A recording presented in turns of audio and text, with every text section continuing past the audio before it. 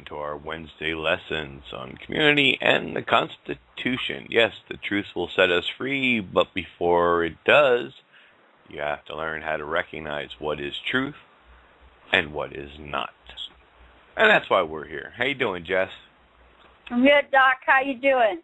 Oh, good, kiddo. Jose will be here shortly. He's just getting his computer up and running.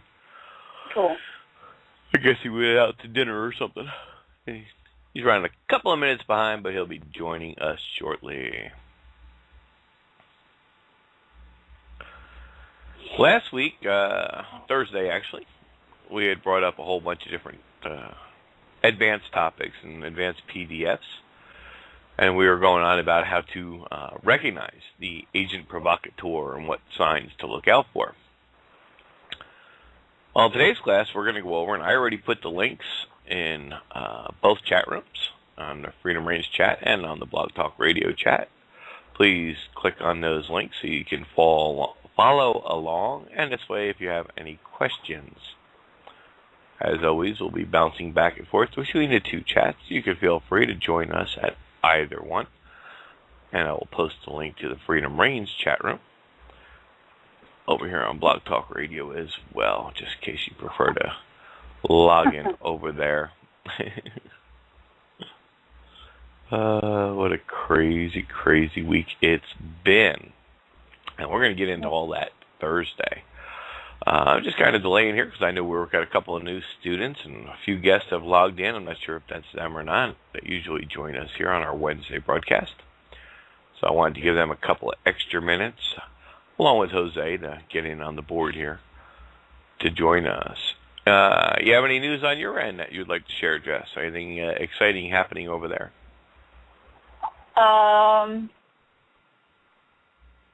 Aside of what you already know, the fact that I don't have my route anymore, not really, no. Oh, alrighty. What was up with your fish tank, actually? What happened with that? Cat hair. Cat hair. Cat hair. It was stupid bloody cat hair. That's all it was. Freaking cat hair. Stupid cat. Apparently he sheds more than I knew, and there was it was clogging my filter, and that's what was making the water cloudy. Unbelievable. Yeah, we must have about an hour in chat trying to help you out there, figure that problem out. And I saw your post saying, yeah, you figured it out, but you never told me what it was. I was busy watching a movie with my son. Sorry, I was just trying to take care of things. It's just, honestly, it's nice to be able to sit down and be mom for a while. I mean, I miss my route, my customers, my horses, the drive, especially the beauty. I have more time now to go look at it and go spend with my horses instead of 5 minutes. I can actually go see my friends and family out there instead of for 10 minutes, It's nice. It's nice to actually sit down, and I actually have a chance to be mom, and it's great, and I love it. Oh, absolutely. That's great. So other than that, yeah, no, nothing actually really nothing different really to report. Just it's nice to have some time to myself. Yeah, it's good when sometimes it's bad when you're forced to do it, but you got to look at the positive side of things when such a bad situation arises, and it's always good to spend time with the kids whenever you can, especially when you're a single parent. That's yes. Very important.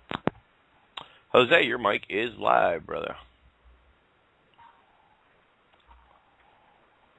Jose?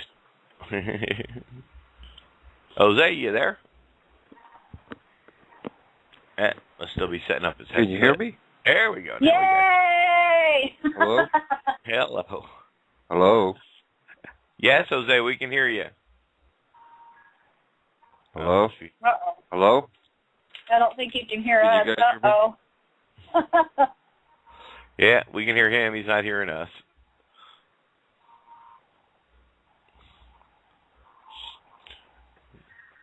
Oh, well. He'll figure it out. All right. Well. Oh, can you hear us now? Okay, Yeah. I keep losing something on this. Hold on. Gotta love technology, let me tell you. Fun. Oh, yeah. well. Yeah, we're getting a couple of people now starting to show up here in the chat room. Give them a couple more minutes before we start today's lessons. Yeah, Jose just can't hear us, but we can hear him just fine. There's a caller on the board if you want to get on air. If you had a question or a comment, please push number 1 on your keypad, and that'll put the hand up on the board. Then I'll know you want to get on the air. Alrighty. Well, instead of sitting here, we'll let Jose figure out his issues on his end. Just bouncing back and forth between the two chat rooms. The first link I posted in there tonight, and that's going to be the only one we're going to deal with. If you're over on the BTR side, you see 2 links. That's one for the document we're going to cover, and one for the Freedom Range chat room. That's our homepage and show page. You can always go over there. Oh, excuse me. And join us anytime. That chat room over there is open 24/7. I'm not in there often, except for during the shows. But you can often find other people hanging out, just talking about any topic that comes to mind, as well as the other shows that are featured here on Freedom Reigns. So please feel free any time of the day. You got some time, go over there, check it out.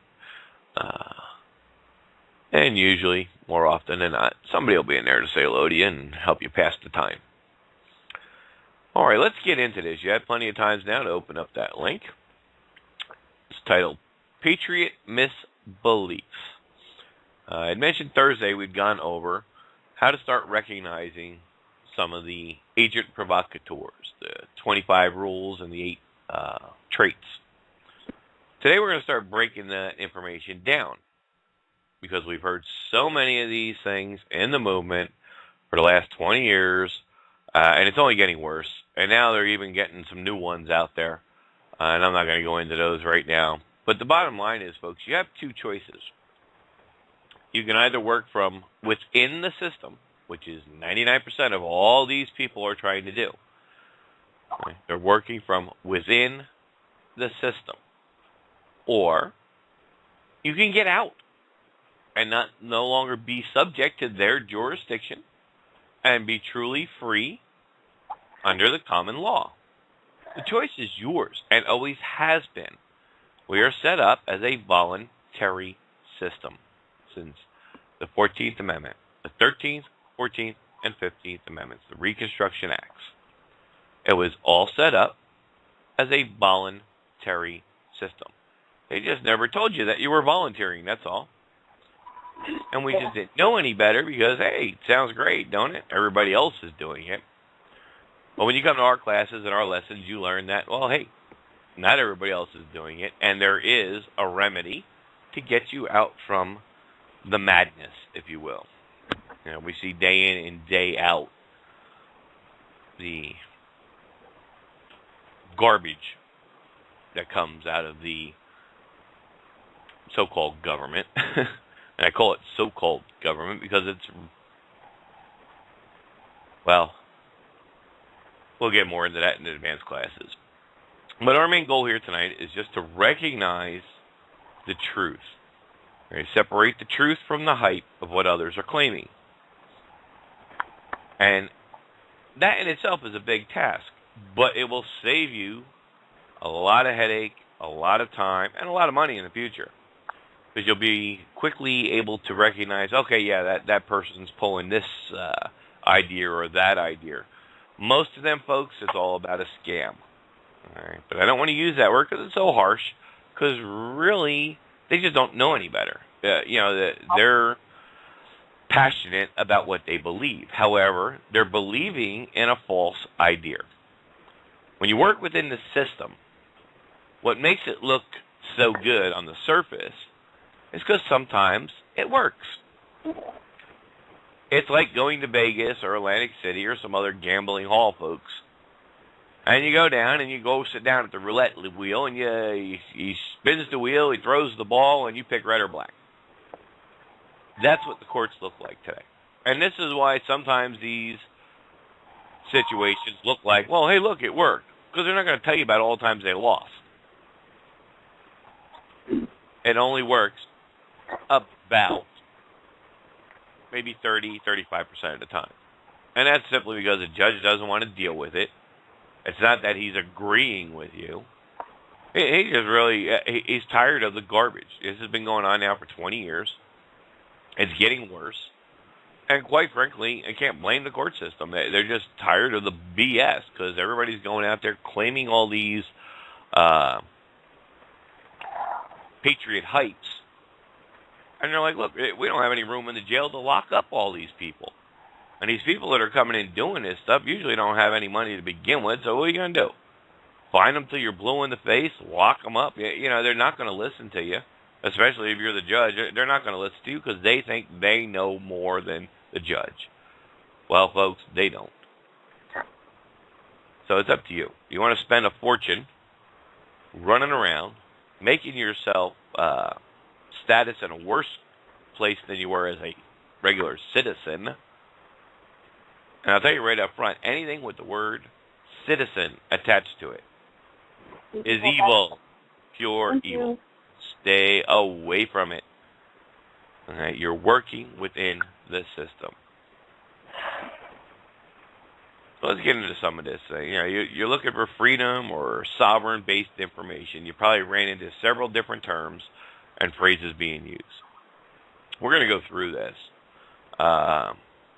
Simply, Jose's going to try again here. Let me double-check the board and see. I don't see him popping up yet. Give him another minute there. But anyway, simply you might say we are attempting to get across to you ideas versus reality. And that's what it comes down to, folks. It sounds great. It's an idea. But it's not reality. It doesn't work. It's not a 100% guarantee.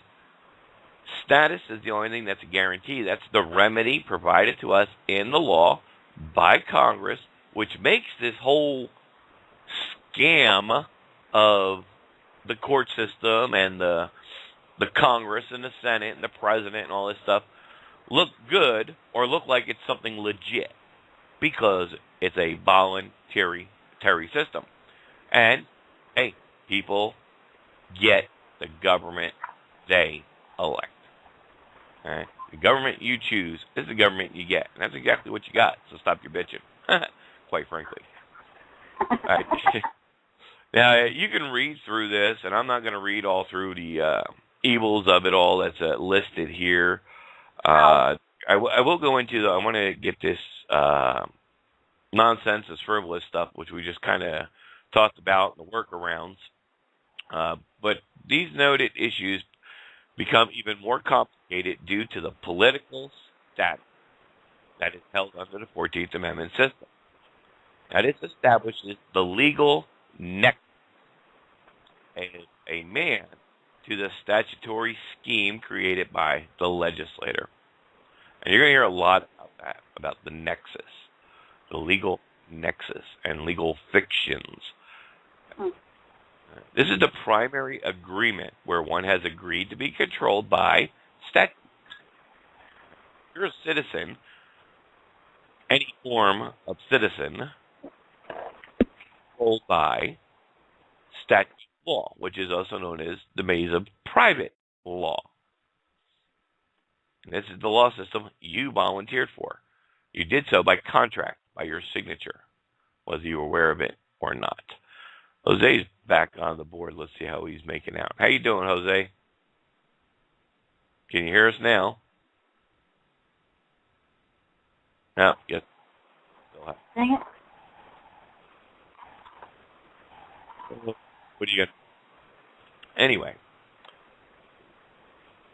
anything that's pertained to a citizen falls under private. You're starting to pick up a little bit, Jose. Hello? Can you? Hello? Now. Oh, you can't hear us. Crap.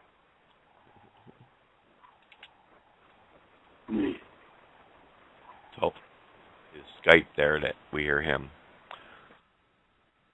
You're going to hear a lot of words such as whimsical ideas. Just for one. It's just, there's so much in here. It's just best you just read it over and take your time. But we are going to break it down. For the most common things you hear and post it up on YouTube to make it easier for you. As we go along, please feel free to tap a question. Either call in, raise your hand, put a question into the chat room, and we can go into a little bit more detail and try to help you understand whatever you may be having difficulty with. But number one, which is one of the most frequent ones we hear often, and that is, I have a constitutional right. Well, firstly, the 14th Amendment creates a dual system of law.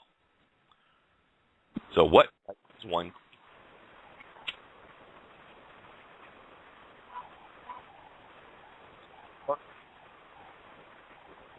Federal government, when they say, I have constitutional rights. Unwittingly, they are claiming protection under the Roman law system that has been created by the 14th Amendment. Now, this set them up for the big fail.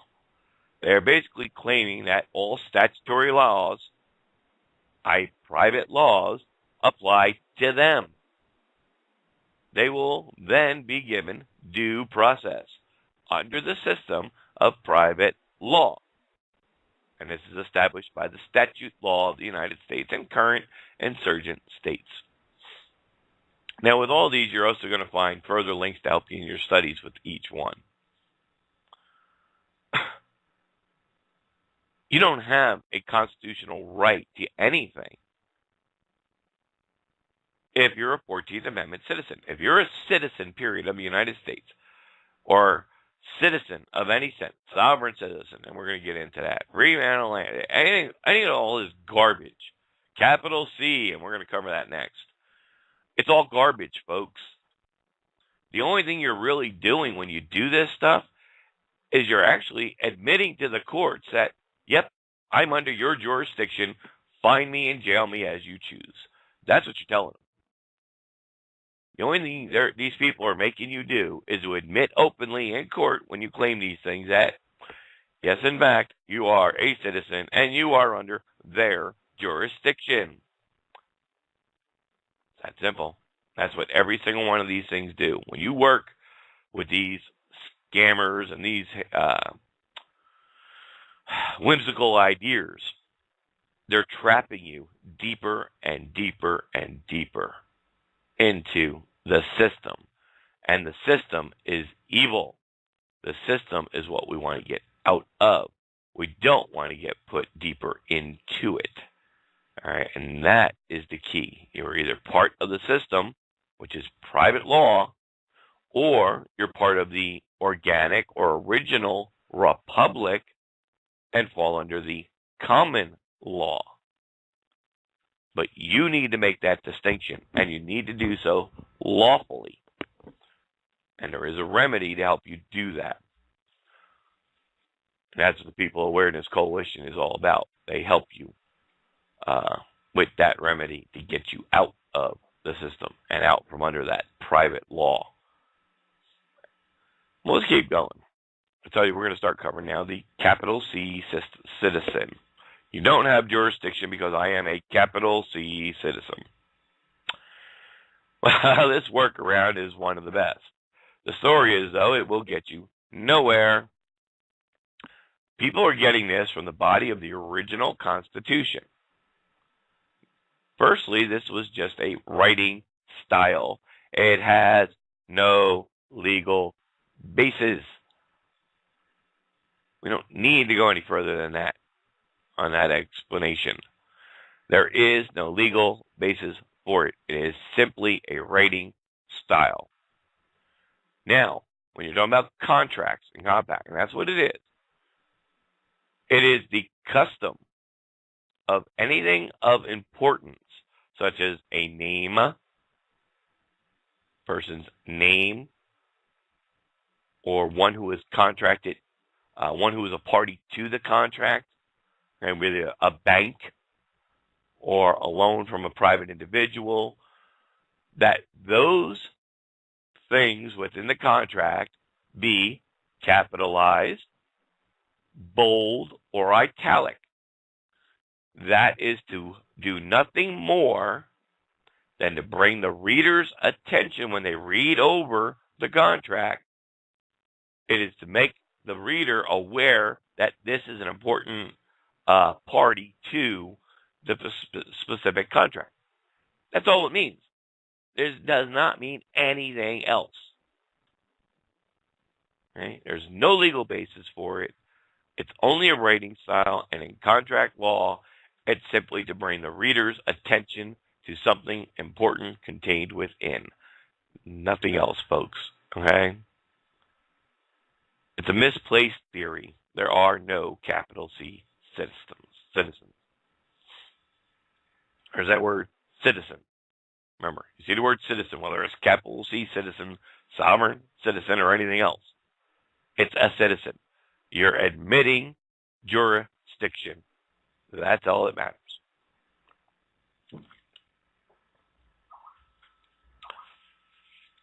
We're going to keep going here.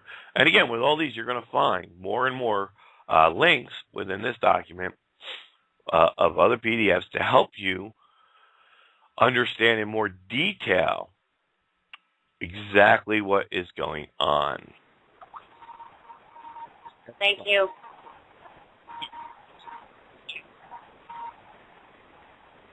Hey, Doc.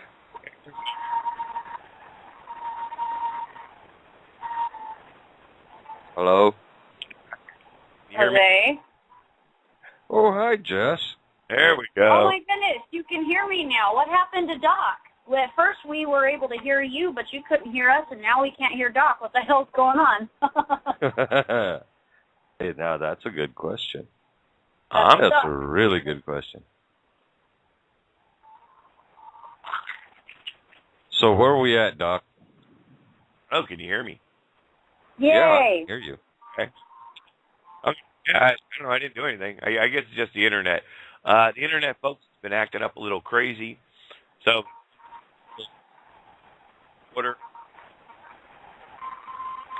since my mic cuts out, guys will let me know in my Skype.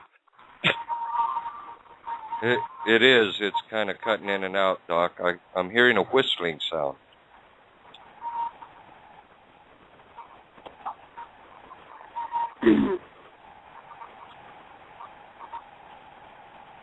Jesse, Yeah. are you driving? No. I'm sitting in my house. Do you have wind chimes? No. No. Well, I do, but they're in my car. Oh, okay. No.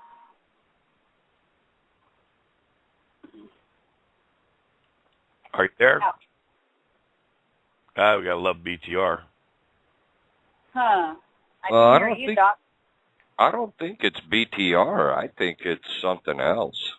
Honestly, I believe it's the internet and certain specific parts of the alphabet soup that are probably playing around with internet settings on a more global scale.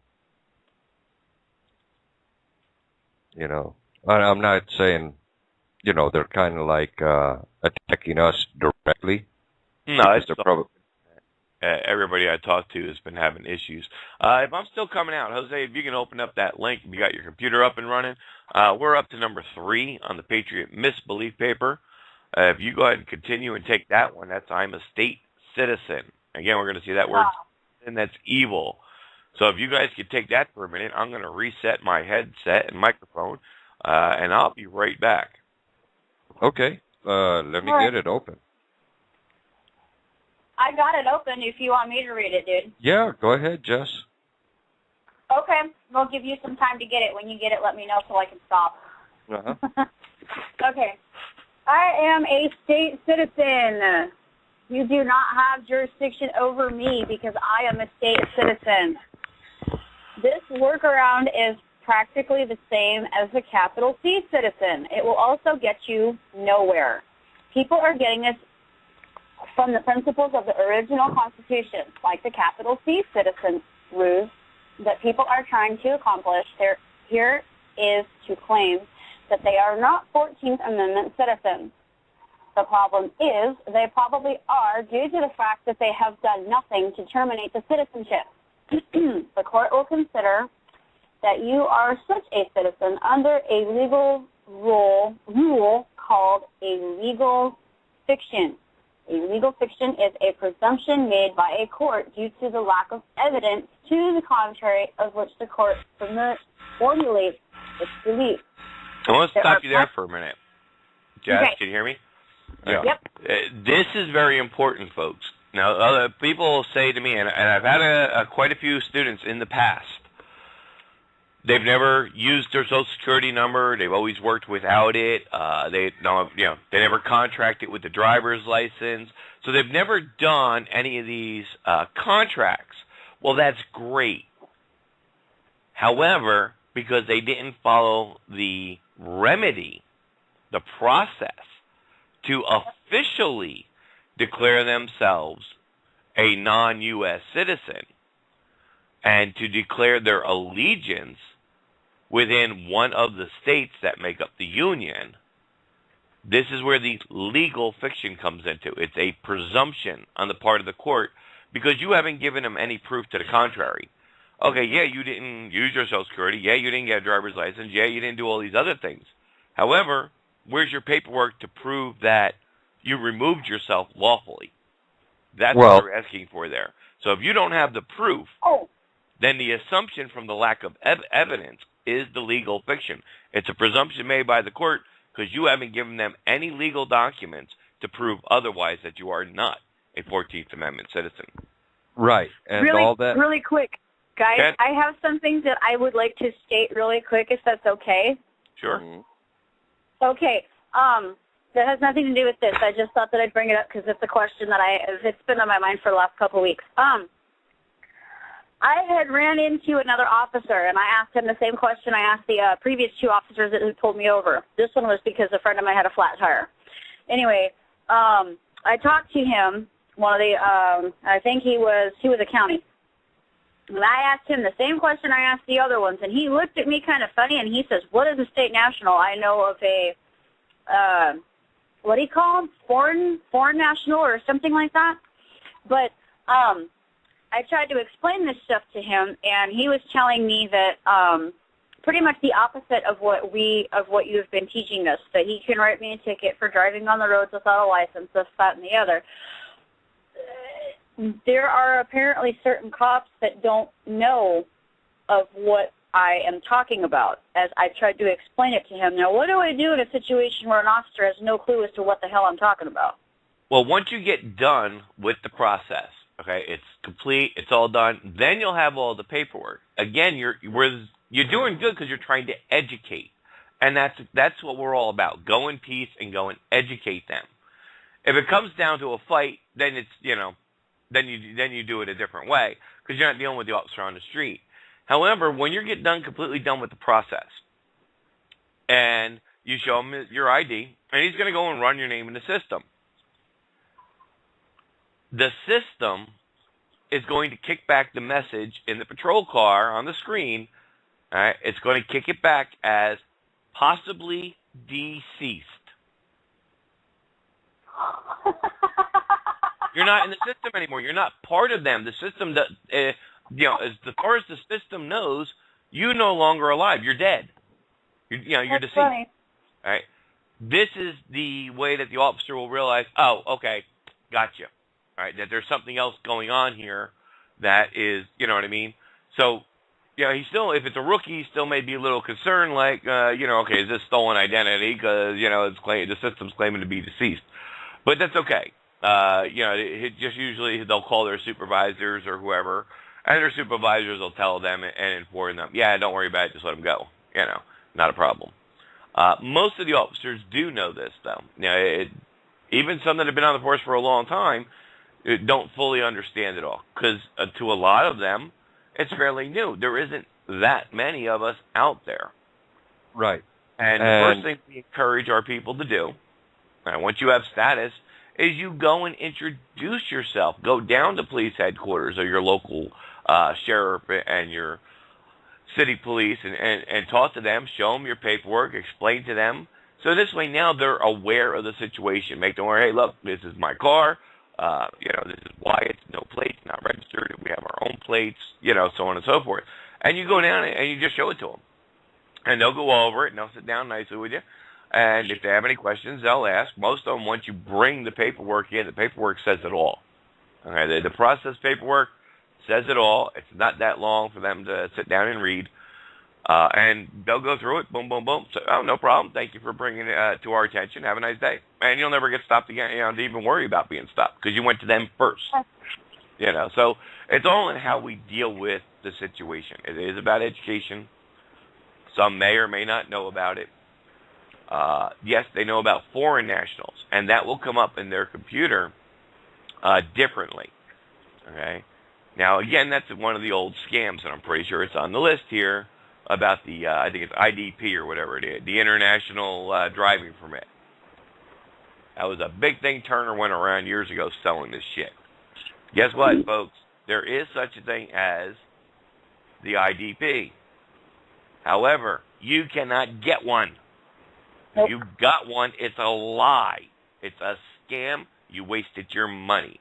And most of these people, like the Russa and the RAP and, all these other Turner organizations, it costs about $300 to $400 for an ID card that is totally useless. There is such thing as a legitimate IDP. It must be accompanied by a birth certificate of the country that issues it.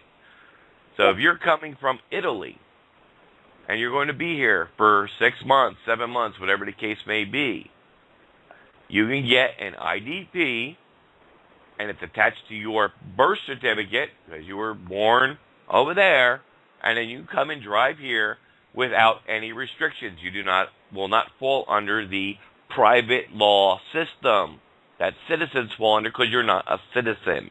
You can speed, you can drive without a seatbelt, you can do all that shit, and you fall under the common law of custom and usage as long as you don't cause harm to another. Okay, Doc. That's the IDP. Yeah, go ahead. Okay, so let's go right back to the age of consent. Being 18 years old, you get 30 days from before you turn 18 to 30 days after you've turned 18 to go down to the post office and volunteer for selective service. That's the first way that they get you. Yeah, that's okay. I did not do that. You don't have to do that. I know. If you read the law on selective service, if you read the law on that, it clearly states that if you're going to sign up, you must do so between the ages of 18 and 25. You cannot sign up for it if you're older than 25, and it is not mandatory. No, it is not. Okay. What's confusing with the age of consent, which is at 18, for your process, what they don't tell you is you actually have about 3 months or 6 months to make this decision. Once you turn 18, you have a choice. You could contract by getting driver's license and use your Social Security number when you get a job and all this other stuff, showing you're a 14th Amendment subject slave. And every time you can choose to not be a subject, citizen, slave, and choose to be a state national, right, a national of your state, and not part or partee to the public law system. And even to do that, you must, there's very specific guidelines. There's a process that you must follow to do this. You can only do that up until you're about between 18 and a half to make that decision and make, like we're talking about, the courts will keep the assumption unless you have the evidence to prove otherwise. So if you're older than 18 and a half, then you got to go through the full legal process, which is what PAC has perfected, and that's what we help you with. But yeah, the selective service thing, you actually have between 18 and 25 years of age. If you're older than 25, you cannot sign up for this selective service. The selective service is a draft. And actually, I believe the selective service system does not require you to be a citizen. So no. if you're a state national and you want to do, you can do that. No, it doesn't. You can serve in the military as a non-citizen.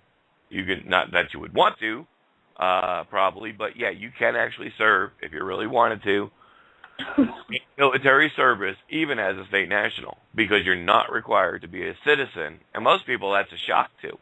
What do you mean I don't have to be a citizen if I want to join the service and help fight for the USA? USA don't give a shit who you are.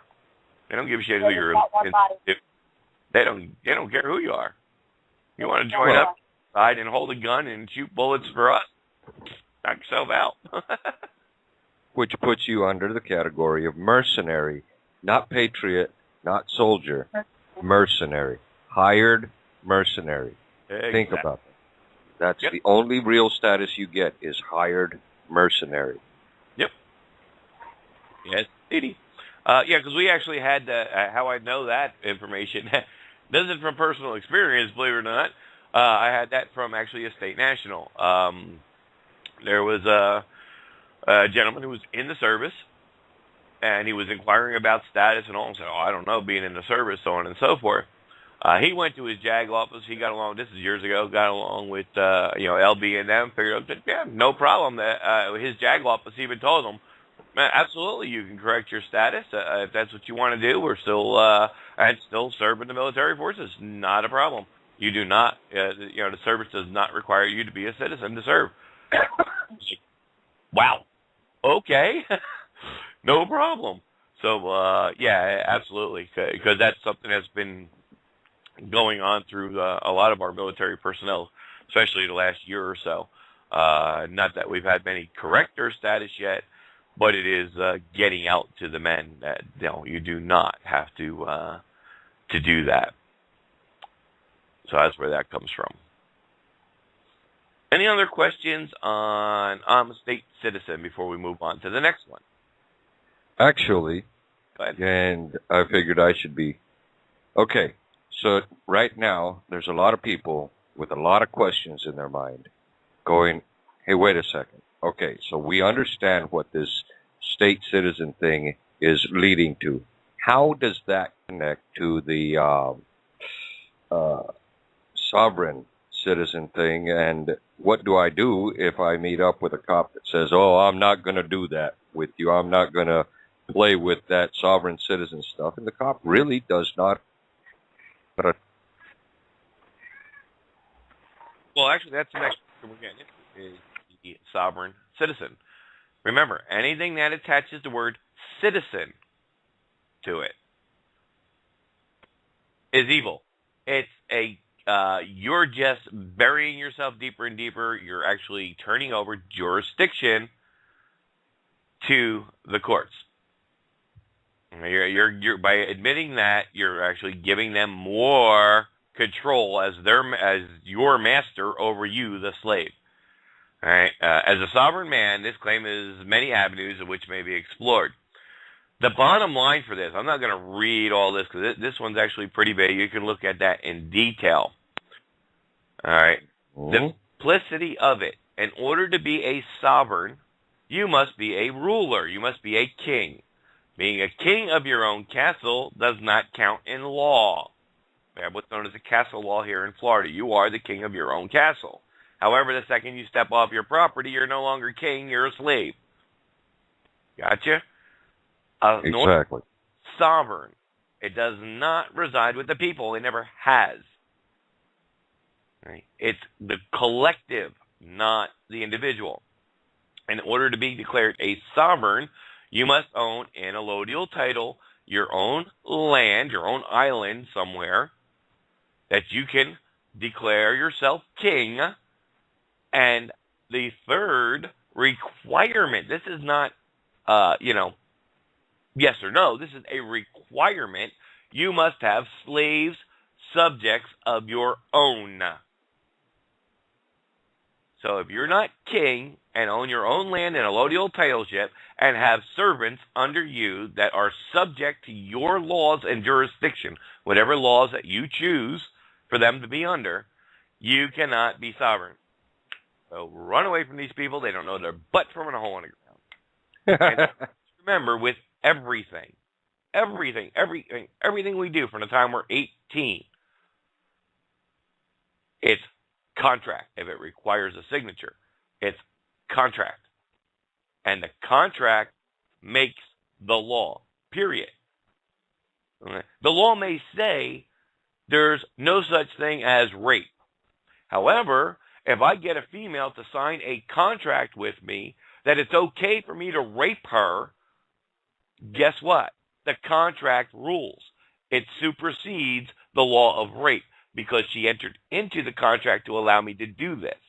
The only exception to that rule is murder. Okay? The contract makes the law, folks. Your driver's license is a contract. You're contracting with the government to be subject to all the statute, laws, fines, and penalties of the roadway. You sign your Social Security number. Now, at birth, of course, you didn't sign it. Your parents did. But upon the age of 18, the first time you go to apply for a job and you fill out the W-4 form and you put your Social Security number down on that form, you sign the bottom of that form. You just contracted again with the government to be subject to their jurisdiction. Anything that requires a signature is a contract. Just like the Constitution, it's a contract. Did you sign it? Guess what? Your name ain't on it. It doesn't apply to you. There you go. Until the 14th Amendment came around, which made it voluntary if you chose to join.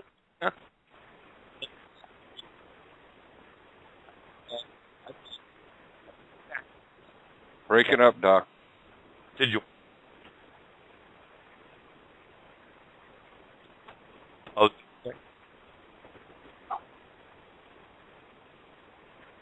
Am I breaking up again? Yeah. Yeah. Sorry.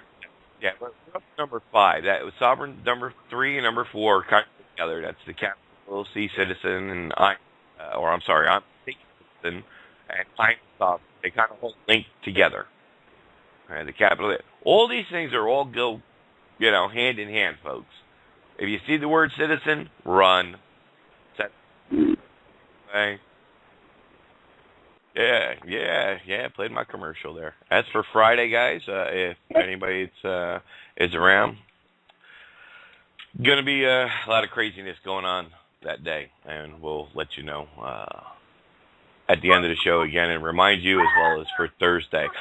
Shout out there to the chat rooms. Danny, thank you for joining us. You got there a little bit late. If you open up that link that Jose provided for you, I think we're down to about number 5 on that list. We're not going into great detail as far as reading over every little single thing that's there, but if you have a question about something or a comment, or you need a little bit more information on it, please let us know. Also, we have several guests in the chat room. Thank you again for joining us. And Plena Probacio, I guess that's Spanish. Probacio? I don't know. But anyways, thank you for joining us. They got here early. They were one of the first ones on the in the chat room with us tonight. And then, of course, over in our Freedom Range chat, we have Chris and another guest as well. Thank you all for being here and spending your time with us. The Internet has been acting up. It's not just BTR. It's everybody and everywhere. And that's simply because of server issues that are stationed throughout the Union. 1 minute you'll seem like it's dial-up. 1 minute it might not be there at all. Next minute everything seems fine. I don't know really what's going on. I just always laugh and say, that's Obama leaning on the switch. He backed up and is hitting on the switch there, So, anyway, I just got to have a little fun with it. Number 5 is still very popular. It's been around for a long time. And it's I'm a man on the land. And you also refer that to free man on the land. You're going to hear a lot of different expressions to it. And this one we're going to cover a little bit more because that is out there everywhere. You're going to hear a lot also about admiralty law. Guys, it's madness. It never stops. People don't want the truth and how simple this really is. They rather go along with these patriot misbeliefs and hypes and thinking, oh, look, this is the greatest thing in the world, and they spend all this money, and it's all for nothing. It's all for naught, folks. And most of them are very dangerous. Not only most of these will get you put in prison eventually, get you jailed, ticketed, fined, penalties. You're going to get all kinds of stuff. You can lose your home. And if worst case scenario was especially a lot of the UCC stuff, and that's where 90% of this stuff all comes from, folks. Excuse me. It's all related to some sort of UCC remedy, especially UCC 1, and we'll get into that. I don't think we'll get there today, but we'll see how far down this list we go. Anything that requires you to fill out these forms, again, requires a signature. It's a contract. That's fine. Contracts are good. Some contracts are bad. These are all very bad. Very, very bad. Okay. There was a case, a real case, many, many years ago. Oh, God. It's not really a part of PAC, but it's a similar story where the gentleman had done one of these expatriation things, and he was here living in the Union, and he got picked up, was arrested. They didn't know what to do with him. Now, this is many, many years ago, okay? They didn't know what to do with him, so finally they said, you know what? They put him on a boat and sent him out to sea. And that's a true story. There's actually a book written about it. I don't remember the title of the book, but I'm pretty, yeah, that was a true story. The man was stateless, and that's what so many of these people are doing. They're making themselves stateless, and that's the worst place to be than even a citizen, because they got no place to send you. At least if you expatriate to another country, you could be exported, back to that country, whatever you supposedly claim citizenship status under. But if you don't do it right, folks, you're going to end up stateless. And when they decide to do a sweep, and you get caught up in that sweep of all these illegals, because if you're stateless, you're an illegal, they got nowhere to ship you. There's no country will have you. You don't have an allegiance to any country. You're not part of the Union anymore. They simply stick you on a boat, send you out to sea, have a nice life. Hello. And it's perfectly lawful for them to do that. So these are just some of the dangers and hazards of these agent provocateurs that we go over on Thursday nights and these Patriot Misbeliefs paper that we're going into. But this one is this one's scary because it's everywhere. I'm a man on the land. Is not every man on the land? Well, that's the question. Most people have no idea what they're talking about when they use this phraseology. There are some that profess that admiralty law. Now, if you look up admiralty law, it's very specific, folks. Law of the sea. Period. Look it up in any law dictionary. They all say the same thing. Admiralty law. Law of the sea. Nothing else. Okay? But they get in their mind, with all this BS that goes on out there, that somehow the law of the sea has come onto the land. And everyone is out to sea. Well, Doc, if I may. Boom! Put a bullet in somebody's head. Go ahead, Jose. Okay. I kind of understand the confusion on that, okay? Because I kind of got a little bit caught up in the same thing. Where it comes from specifically is people, I believe, are not clearly understanding what the word admiralty means. It doesn't mean an admiral. No. It means from all the admirals. And yes, that law is out on the sea. And then people have been studying into canon law at the same time. And they have the Holy See, which is an S with two E's. Okay? So they're crisscrossing their terminologies at that point. And because canon law seems to have been spread all over the world by the Vatican and the Catholic Church, they're kind of getting it all mixed up. They're not sectionalizing and compartmentalizing each and every individual different type of law. Now, there are places where it kind of, meets and blends a little bit, but it pretty much separates itself. No. You can't mix. There's a lot of things you're not able to mix into any other type of laws.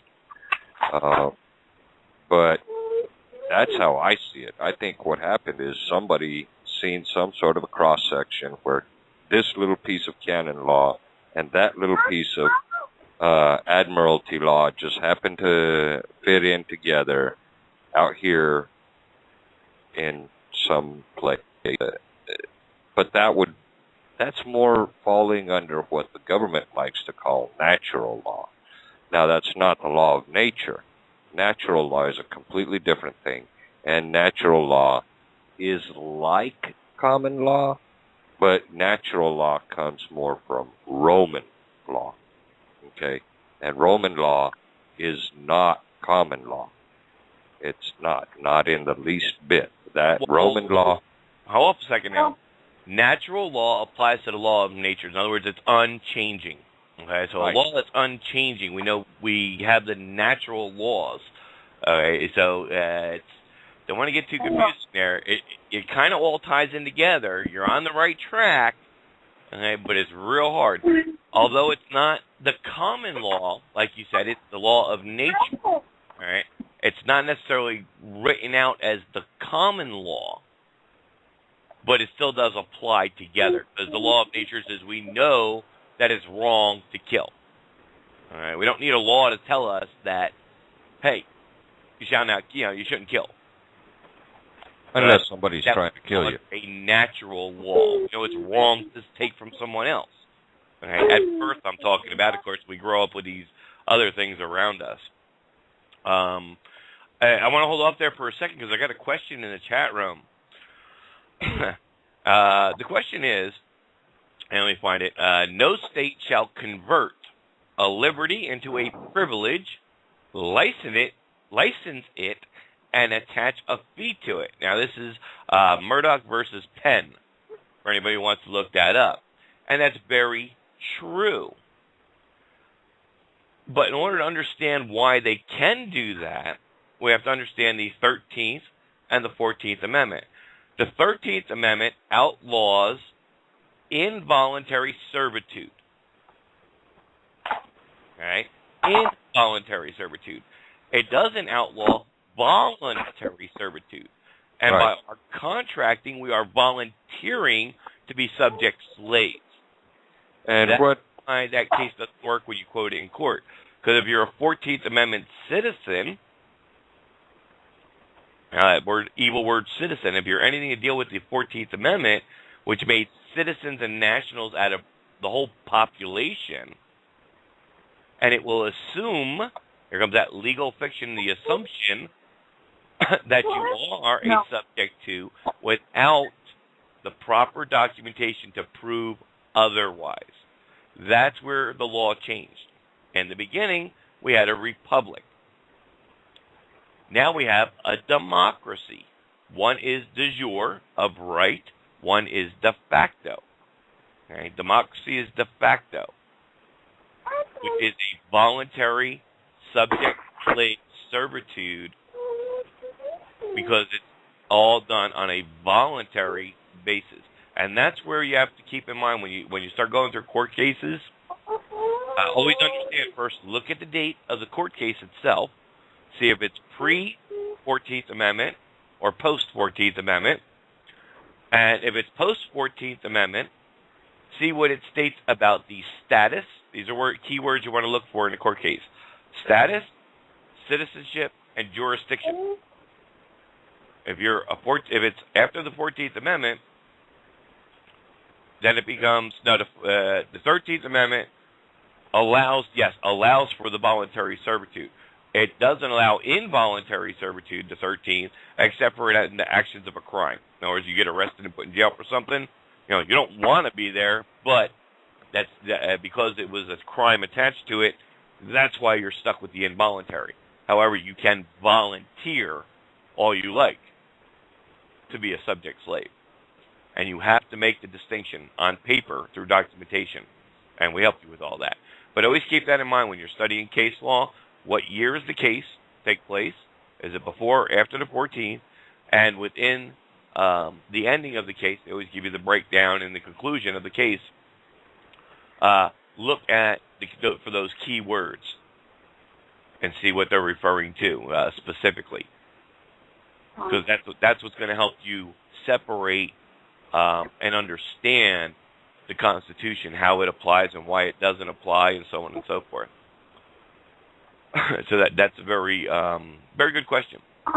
You're going to see a lot of caseworks like that. Go ahead, Jess. You had something? What? No. Well, I found something, and I was going to just go ahead and post it in the chat room, but if you want me to read it, I can. Sure, go ahead and read it. As soon as I can find it.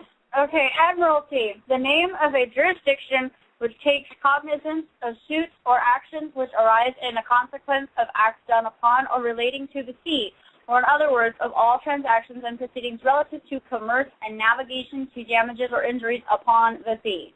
We were talking about that earlier. I thought I'd look it up. Sorry. No, that's what I want everybody to start doing. Please, if this is the first time you're hearing the show, we will ask you often. We will give you the tools. A lot of times we'll even give you the links to help you with your study. But you got to do the homework, folks. All right, we'll give you the guidance and answer any question you pose. And if we don't know the answer, that's great, because then that means we need to do more homework. All right, I've been doing it myself on air with Freedom Race for 4 years. I've been on Blog Talk Radio doing shows of one or another for almost 7 years, something like that. So I've been around here a long time. I'm not going anywhere. And every day I learn something new. So please ask the questions. That was a great find, Jesse. Well done. Please call in, raise your hand. And if you find something like that, share with everyone. Trust me, there's questions that, even though I've been doing this for 4 years, that I still get hit with a new one. Okay, that's something else that I may have not covered or may not explained correctly. So please, if you're not sure of something, call in. Danny just left us. He's up in Canada. I was talking to him in the chat, but I wanted to share with you guys on there in case you're still listening.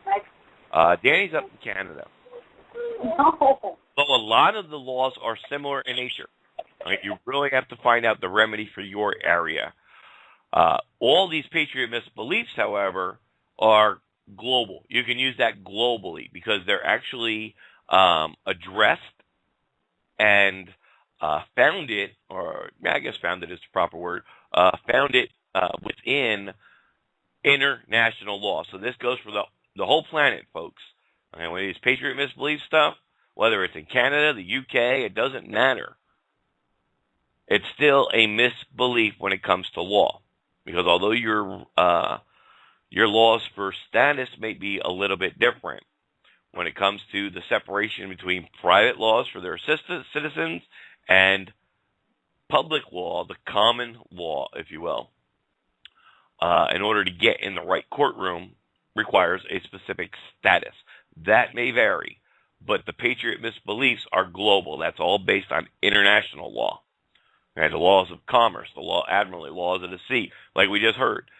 Everything you see always says the sea. So please, don't follow these misguided individuals. If anything else, send them our way. You'll also see within this, it's long, I'm not going to get into all this, you'll hear the word vessel. You're a vessel on the land. Really? Look up the word vessel. The vessel is a vehicle that travels, and that's number 6, by the way. You are a vessel. Some people believe they are a vessel. A boat.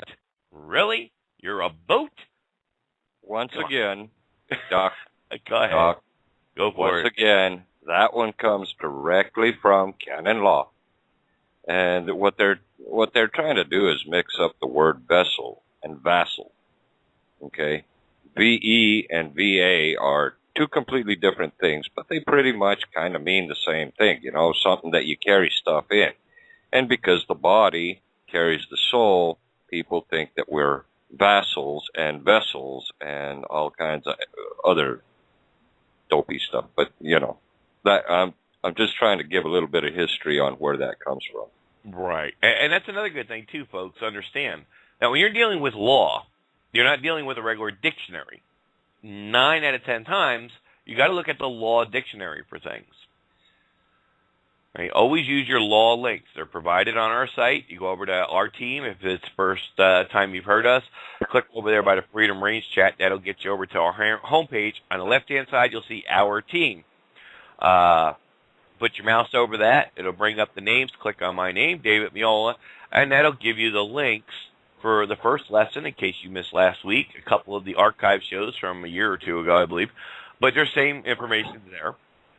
And the top 2 links underneath the show links are the law dictionary we use the most. Mainly because, one, it's the most easiest to understand, and it's the oldest. So, yeah, you can see how the definitions, how they try to confuse the definitions as time passes. But yeah, anytime you're dealing with a contract, you want to use a law dictionary. That's the most easily understood, and also one printed closest to the date of the contract in question. Well, since the contract in question is the Constitution, the oldest dictionary you can really get that's most clear and easy to understand is the Bovier's 1856. Now we're going to. Where I got the definition for admiralty law, if you're wondering. Go ahead. Okay.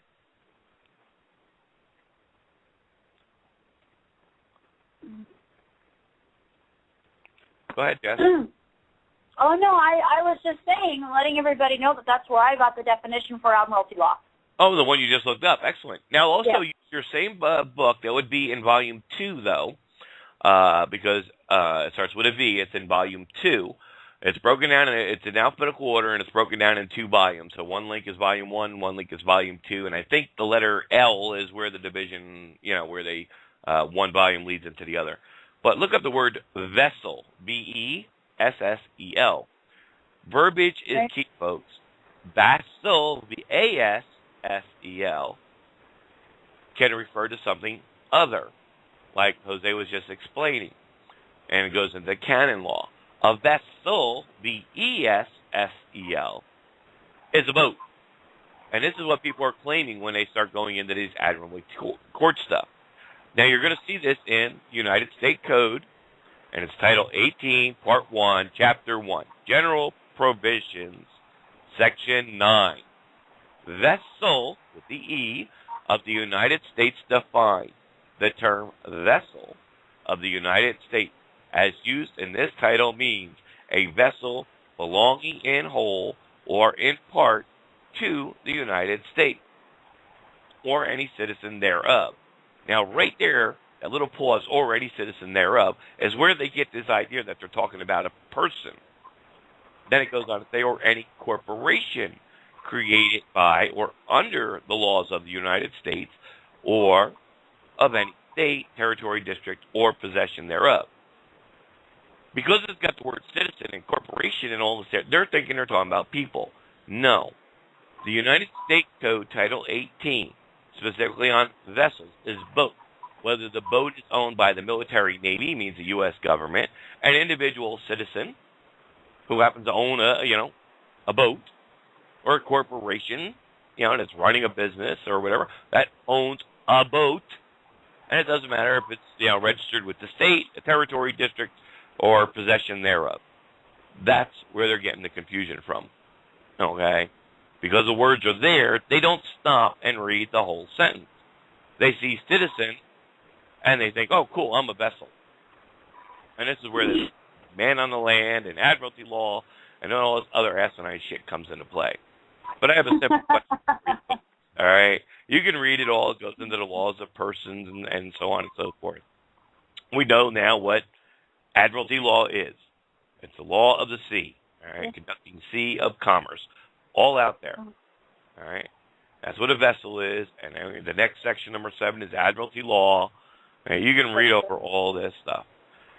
My simple question to you, and I think you're going to find it within this document as well, it's something we bust chops about from time to time. Those who are claiming that they're in admiralty court, then explain to me why you have juries. Now, the reason I ask that is because, guess what, folks? In admiralty court, there is no juries. So if you got a jury trial, guess what? You're not in an admiralty court. No. Admiralty court falls under military power. So if you're not sitting in front of the colonels and the lieutenants and all that with a panel judge of 5, with small exceptions where the states can rule within admiralty jurisdictions, such as a couple of, you hit my boat, we're out on the weekend, and I got a little damage, and you don't want to pay for my damage, I sue you for damage. Okay? Most people think that would be small claims court. However, because it happened on the water, it does actually fall into admiralty court, and the states are allowed to hear such cases. Okay?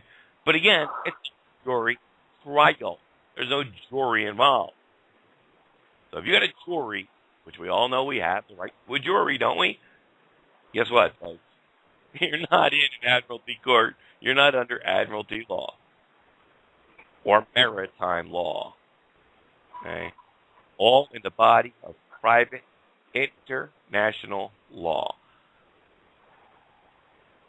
Everything is private, folks. All falls down to the jurisdiction. That's what Article 3, Section 2, the United States Constitution grants original jurisdiction to U.S. federal courts over admiralty and maritime matters. And that's what I was just explaining to you. So if you're not in a military court, if you're not in a federal court building, it doesn't apply to you. Federal courts have exclusive jurisdiction over most admiralty and maritime claims pursuant to the terms of 28 United States Code 1333. Okay. And you can read through all that and the history of it and the ending codes. It's all there. We're just giving you the highlights. So, when you see these kind of claims, you can quickly recognize, maybe, and hopefully you'll remember back to the show and say, hey, wait a minute, I remember Doc talking about that. There was a paper he was covering the one day that mentioned that specifically. And it's gonna come more and more easy for you as you read them.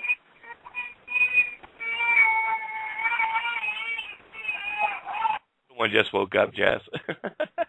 You'll take care of the little one. Thank you. I'll be back. The little guy, he's only 2, I think, if I remember right. Yeah, he's a little guy. Jose has posted some great links for you guys over here on the BTR to help break this down for you. But you can follow along, like I said. It's really not that hard. It's really very simple once you understand that. This brings us into number 8. We, the people, if you remember from lesson 1, is not you and me. That's all that matters. Okay? The popular leaders who in all ages have called themselves the people. And that's exactly what it says in all the law dictionaries. Okay? It refers to the rulers, the kings, the queens, the rulers, those in charge. Okay? That's where this all comes into play. Hey, I got an idea. Yeah, go ahead. Maybe we should call ourselves We the Other People. Right? That makes more sense, right? Yeah, absolutely. We the masses. Yeah, as soon as you see that. The masses were the asses. The asses as well. I don't know. I just... Pick on the trend here, folks. Every single one of these Patriot misbeliefs out there all tie into each other. And as you go through the list, you're going to say, oh, wait a minute, they combine this one with that one, using some of that, this one over here, and, it's a big blender mess. And this is why people think it's so good, because they'll show you a case number or, they'll show you a definition, but then they're going to give you, like, okay, well, maybe this word we're going to give you the definition for, but this word we're going to give you the common definition for, and then we're going to get this case number, which really has nothing to do with what we're talking about. It has something to do with something totally different, and they're going to link that in. I mean, it's just, somebody these things, put them in a blender, okay, and a word scramble program on their computer. And this is what we have today. Here, honey. Yep. You know, the whole condo, you know, the whole straw man. That's nice. All capital name. It's not. It's my straw man or my or whatever. Whatever claim they make. The bottom line, folks, it's a contract. The name can be all bold and all capital. It's to bring the reader's attention to it. We've already covered that. It's the same as capital C or bold text or italic text. Now, there is such a thing as a straw man in law. It is not whatever has been conned into thinking. A straw man is an authorized third party. In other words, you have a checking account, and I got my check from work, and I brought it home, forgot to stop at the bank. Well, of course, that check is made out to me. I signed the check. I give it to my wife. She takes it to the bank. And let's just say we don't have an account at that bank. Okay, but the check that was written to me is drawn on that bank. Well, since I don't have an account with that particular bank, she can't write on it for deposit only. She would have to sign her name and show her ID underneath my signature, and that is what's considered a legal or lawful strawman, a third-party representative. She has power to represent in this one transaction. That's all it is. That's the legal definition of it. It's nothing more than a third party handling a transaction. Now, that third party can be your corporation. I'm David Yola, but I used to have a company. So it's my trucking company. I am the straw man of that corporation because I'm a corporation. Okay, I'm Yola, and I have my own corporation. You know, limited, LLC, whatever. I incorporate it. You know, whatever type of corporation you set up. That is to protect individual's personal assets and divide my personal assets, my car, my house, so on and so forth, from my business assets. Because the business has its own credit or its own, wealth.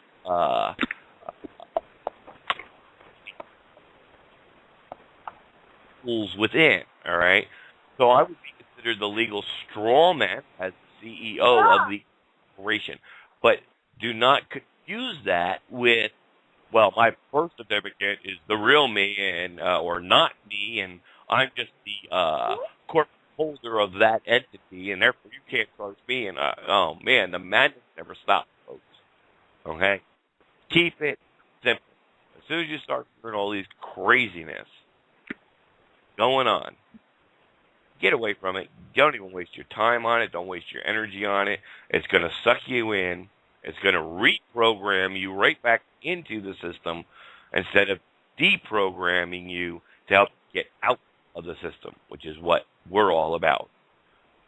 Okay? We don't want you to be part of their system or part of that private system. We help us yourself be free and non-subject individual. And there's a lawful way to do that. Also tied in with the capital name, as we continue here, we go down to number 11, we see copyrighted name. Some people think that by copywriting their name in all capital spelling will actually create some kind of force field benefit for them. They threaten to sue anyone that uses the name in such form. What fun this may be every time this problem arises. Firstly, under the common law, copyrights are only local to a country, i.e. a state. We learned that in Lesson 1. In the case of the United States of America, that would encompass each one of the states. To have copyright protection outside the jurisdiction requires international law. In the case of these United States, you would have to enter into the private law of the United States under its statutory condition. This is just another amusing workaround to get around the private law scheme. just another headache, folks. That's all it is. Nothing that's going to help you. This one's real simple. The United States is a corporation. Guess what, folks? It always was. Every single municipality, municipal or other, is a corporation. By law, it's a corporation. It has been from day one. There was no magic date. Oh, on this date it became. No, it didn't become. The magic date is the day it was signed, 1776. July 4th, as we like to celebrate, but actually technically it was July 3rd, I believe, or July 2nd. But anyway, that's neither here nor there. That's just the false notes of history that we've all been taught. But anyway, so let's go with July 4th, 1776, when the great United States was formed and the Constitution was signed and became the law of the land.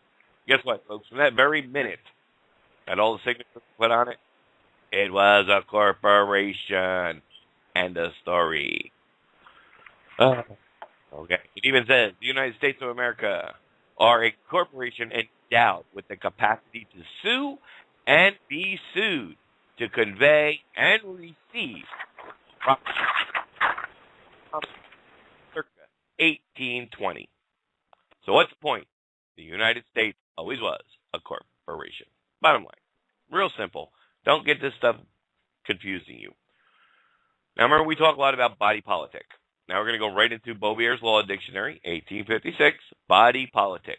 Government, corporations. When applied to the government, this phrase signifies the state. Got it?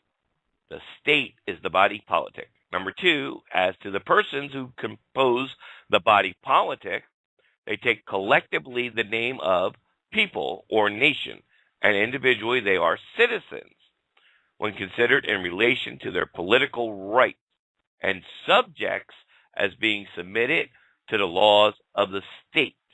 Now remember, this is pre-14th Amendment, folks. When it refers to corporations, the term body politic means that the members of such corporations shall be considered as an artificial person. Now, this is where, again, you get these people going into, well, that's not really me. That's an artificial person, or my straw man, or my all capital letters, or my capital C. You see how this all ties in together, folks? Every single one of these, they all work off of each other, and none of them have a clue what they're talking about. But you guys will know the truth. You guys will understand this. It'll become like second nature to you. You'll more quickly see when you're bouncing around on YouTube or, walking around and hearing some of these other people talk about this stuff. And you'll just shake your head because they're lost. And you know they're lost. And you know the truth. And when they're not too hyper or not too passionate about their misbelief, have them tuned into the show. Give them the link for the Patriot Misbelief. Have them read it over themselves. Hey, Doc. Yeah, go ahead. I'm going to sideswipe you now. Go for it. Or sidetrack you. Okay, so when it comes down to all this nations thing, I believe we discussed last week that we have two versions of the United States Constitution. We've got the original version, pre-14th Amendment. We've got the second version, creating the democracy, if you will. The first one created a republic. The second one created the anti-republic, being a democracy. Well, the thing that a lot of people are missing is that each and every state, and by state I mean nation, and by nation I mean country, and by country I mean state, has its own constitution, setting itself aside and apart and separate from all the other state, nation, countries, all the 50 that we call the Republic. Exactly. And the one that has the most original is the U.S. Constitution. Not that it came first, not that it came last, not that it's this, that, or the other. Now, before the 14th Amendment, the state constitutions did not have what is known as a U.S. Constitution Supremacy Clause. That came right along with the 14th Amendment and the Civil War. And it really wasn't civil. Yes, it was a war. It was a war proclaimed by Lincoln against the states. Right. It's not Lincoln. Or to it as the war between nations, or the war between the state is the official title. But they don't want to print that because people may actually look it up. Yeah. And that's why we always hear this Civil War. Well, there was no such thing as a Civil War. In order for it to be a Civil War, there had to be a breach of contract. Well, because this is pre-14th Amendment, there was no breach of allegiance, okay? Because your allegiance lied with your state, which is your rightful country.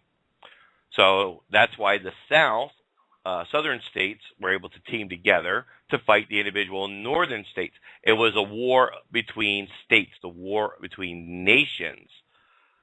And that's what people get confused about. Well, they were trying to do this, and they were trying, all this confusion. And it was about slavery. And, we're going to do a whole show on the understanding of the war between the states, what really happened, and it also into what form law system besides the private law system, what kind of actual court systems we're operating in today. And we're going to get into that much more at a later time. But you're absolutely correct. Keep going with your point, though. I think you're getting to something. Yeah. Okay.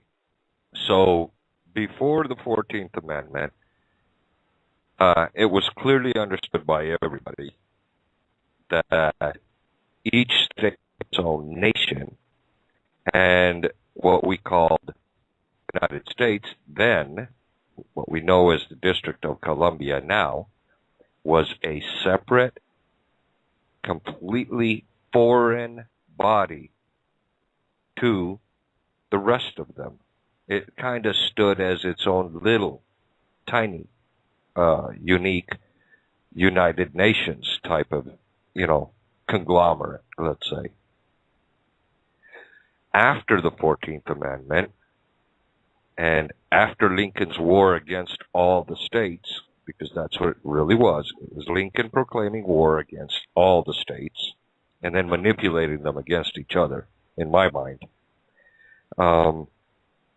After that came what's known as the United States Constitution Supremacy Clause in each and every state constitution.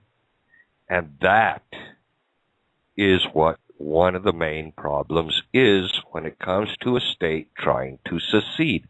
I keep trying to tell people in Texas that, and the leaders of the Texas nationalist movement and all that.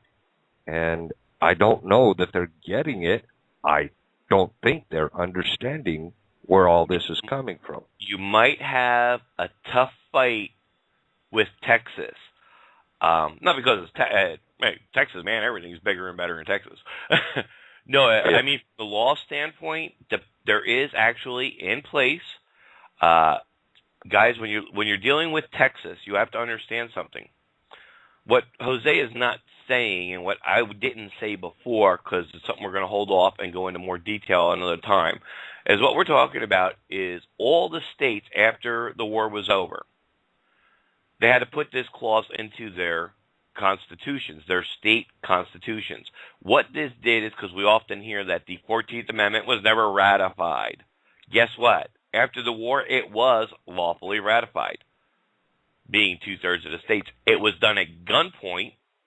Yeah. And that's why all the states' constitutions had to be changed and adopted to include the language of the 14th Amendment. Okay. Now, go ahead. And that United States Constitution Supremacy Clause stands in every state in the Union. Now, you tell me if that is not proof positive of who lost that war.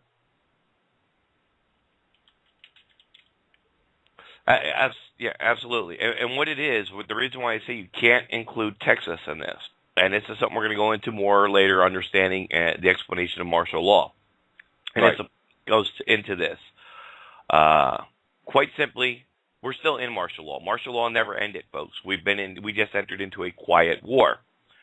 Now, this is usually more going into the advanced stuff, but you guys are with us. You guys are understanding a lot more than some of the students in the past that were just getting this information for the first time. Most of you guys have been in the movement in one shape or another, so you understand this. In order to end martial law as it was originally declared, the Lieber Code, it takes a special presidential proclamation. This has never been done. The specific Treaty of Peace has never been signed.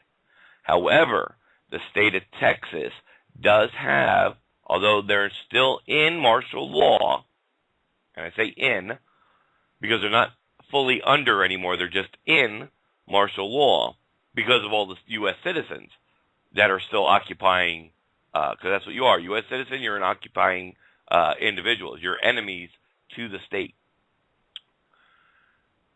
Because Texas itself actually did receive two different proclamations, presidential proclamations. Texas is a little bit different than any other state. So you may have a hard fight, and they may actually be more right than wrong on what you're trying to explain to them. You have to understand and look up the proclamations issues. I believe it was by President Jackson or Johnson, one of them. Right. Actually did issue two special proclamations, very specific in nature, to the state of Texas. This is also why the state of Texas very easily and readily issues a allodial title. And that goes back to the whole king issue. In order to have and hold true land, you must hold that land in a allodial title. So Texas does that. You're allowed to do this. There actually is a Texas Republic. There's multiple generations. Their family has been taught this. And they are like card-carrying members, if you will, like a state national will be once you correct your status. A card-carrying member of the Republic of Texas. And that is a lawful status. Okay? So you got to be careful when you're dealing with Texas. You really have to understand where they're coming from. If they mention that to you, that they're part of the Texas Republic or they're a Republic of Texas, right? That's the same as state national type of deal in its status. Yeah, but nobody has. That is because of the presidential proclamation's claim. However, they're still in martial law because the court systems have to determine what jurisdiction you're under when you're in Texas. Are you a 14th Amendment U.S. citizen? Okay, that's this jurisdiction. If you're a Republic of Texas or a national of Texas, all right, you're under the common law jurisdiction. So that's why Texas, because they're actually way advanced in this understanding of status beyond any of the other countries that make up the Union. So very, very important. When you're dealing with that, you need to get on the same page as them, because believe it or not, they actually may be telling you something good, because Texas is way advanced. They're way beyond the rest of us. The rest of us are still correcting statuses, getting with our correct republics, and resetting up and repopulating the will of the true common law. Okay, well, so that's where we have to be careful. Texas is ahead of us. California is the next state that's actually pretty close. We have, I would say, the largest population of the state nationals within the Union are located in California. You sure it's not Colorado? Yep. California, actually, I believe, has the largest collection of state nationals. Okay? Now, doesn't mean Colorado isn't right neck and neck with them. Okay? I don't know the exact numbers anymore. But, yeah, California has pretty much the largest amount of corrected status individuals, state nationals, if you will. Right. Or from somebody else. Yeah, I said there's other people out there that do this. They just usually charge you, $4, $5, $10 grand to do this. So you got to be careful. And also remember, folks, and we say this every show, and we said it earlier. Remember, we're there to help educate the officers if we can, but don't push it on them. The fight isn't on the street. The officers don't know. A lot of people don't know this because for a lot of areas it's new. This is something totally new for them, even though it's been around. The Expatriation Act came prior to the 14th Amendment. This is our remedy to get out. They just never had seen it before because there isn't that many people out there that, we're not in the hundreds of thousands of people, so it's not familiar to them. But the argument is never on the street. It's always in the courtroom. So just keep that in mind. We go in peace. We tell them who we are. And if the officer accepts it, great. If he chooses to give us a ticket, that's fine too. Your fight isn't on the street. Don't make it a street fight. Because the only thing you're going to do is give yourself a bad name, and they're going to harass you every time you turn around. Even if you're in the right, they're just going to harass you just to do it. Yeah, because they can. Because you're being a pain in the ass, if you will. Always go in peace with these people. They're brothers and sisters, and we're all in the same boat together. We're all 14. For the most part, all of us are 14th Amendment slaves, unless we've corrected our status. So, treat your fellow man the way you wish to be treated, and that's with respect always. Okay. Do you want to say something else before we move into this next little section here? Well, yeah. I was just wanting to say that of all the ones that I've spoken to and like that, not one of them has ever mentioned that they were a citizen of the Republic of Texas or that they were in the Republic of Texas. They're all just kind of like, that doesn't, or we're going to do this anyway. Oh, I got you. That's cool. I'm like, that's all. If they don't specifically mention that, then they don't understand their status, and they are nothing more than a citizen, a 14th Amendment citizen. And it doesn't matter where you're at, Texas or somewhere else. But as far as Texas goes, because I ran across some of the Texas, the Republican of Texas people. And this isn't a patriot movement thing or anything else. These are folks that are multiple generations, guys. Their parents were part of the Texas Republic. Their grandparents were part of the Texas Republic. This actually can be traced all the way back to the war between the states. And it's multiple generations because by international law, you inherit the nationality of the father. That's your biological father. Right? You inherit the nationality. So if your father's nationality is the Republic of Texas, he's a Texan, first and above all else, guess what? So is his kids. Right? Same thing when you become a state national.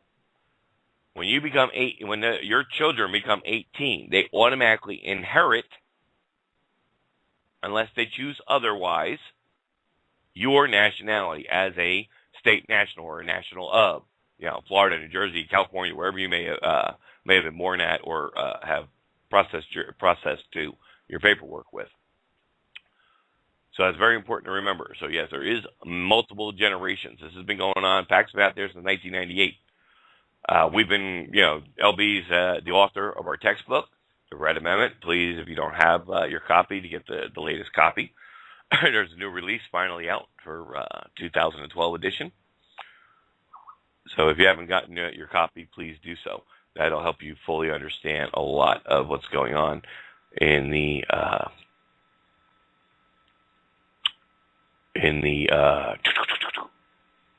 statute laws and what we face and how it all came about and why it is the way it is. And once you understand how simple it is, this stuff is going to be like second nature to y'all folks.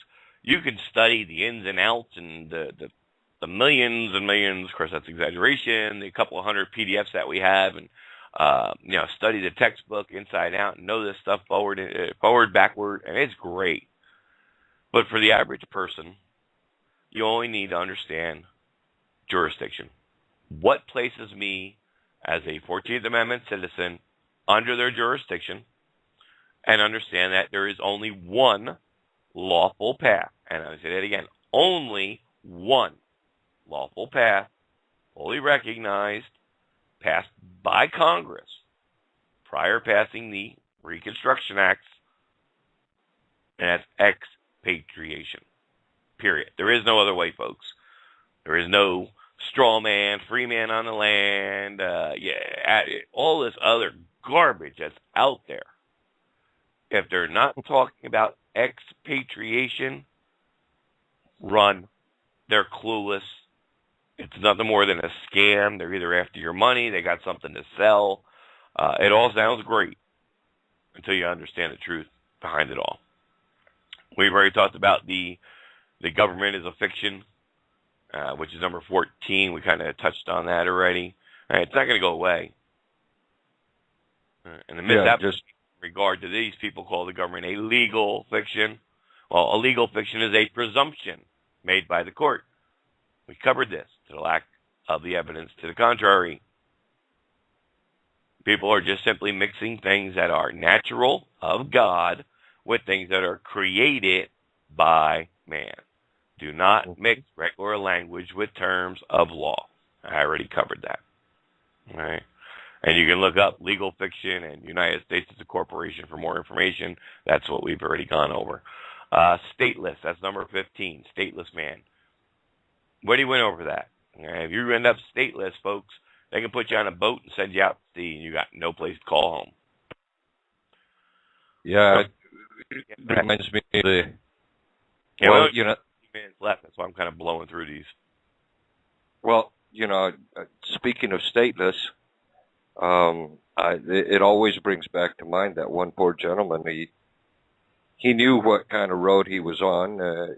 He went and he expatriated from the United States. He did not leave a claim as to where he was expatriating to. But yeah, here comes the I think it was naturalization services, you know, immigration naturalization.